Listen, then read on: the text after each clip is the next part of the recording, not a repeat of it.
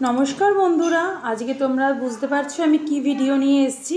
আজকে আমি তালের বড়া বানাবো। তার জন্য একটা তাল ভালোভাবে ধুয়ে নিয়েছি, আর আমি এটা গোলাতে পারি না বলে বাবা মাকে বলেছি আমাকে এটা একটু গুলিয়ে দাও। তার জন্য মা আর বাবা দুজনে আমাকে একটু হেল্প করে দিচ্ছে। দেখো, প্রথমে তালের যে কালো কালো খোসাগুলো থাকে সেগুলো প্রথমে ছাড়িয়ে নিয়ে ভালোভাবে গুলিয়ে নিয়েছে। এবার গোলানোর পরেও ভেতরে আঁশ থাকে, সে আঁশগুলো ভালোভাবে ছাড়িয়ে নিল, সরিয়েও নিয়েছে ছাড়িয়ে। এবারে আমি একটা গামলার মধ্যে তালটাকে নিয়েছি আর চারখানা কলা ভালোভাবে তালের সাথে আমি চটকে নিলাম।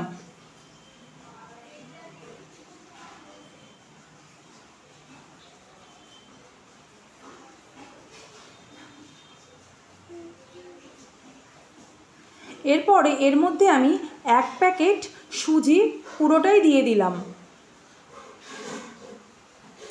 আর দিলাম 2 বাটির মতো ময়দা, আর দিলাম 1 বাটি আটা, পরিমাণ মতো চিনি আর একটু সামান্য নুন। এবারে আস্তে আস্তে মাখবো আর দেখবো যে এটা আমার শক্ত আছে না নরম আছে। দেখলাম নরম আছে, তো আরও 1 বাটি ময়দা দিলাম, আবার দিলাম অল্প একটুখানি আটা। দুটোই সমানভাবেই দেব, বেশি ময়দা হয়ে গেলে জিনিসটা খেতে খুব একটা ভালো লাগে না। এবারে আমার ওইদিকে তালটা মাখানো হয়ে গেছে। এবার এইদিকে আমি কড়াইতে তেল গরম করতে দিয়েছি।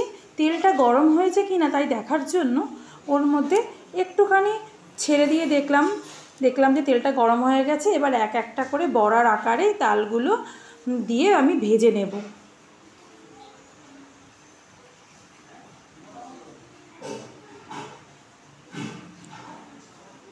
আর অল্প আঁচে আস্তে আস্তে করে ভেজে লাল লাল করে ভেজে আমি তুলে নেব। দেখো কি সুন্দর লাল লাল করে হয়ে গেছে ভাজা। মা আস্তে আস্তে স্টিমে অল্প অল্প স্টিমে আস্তে আস্তে করে করে ভেজেছে। দেখো, খেতেও খুব ভালো হয়েছে, আমি একটা খেয়ে দেখেছিলাম।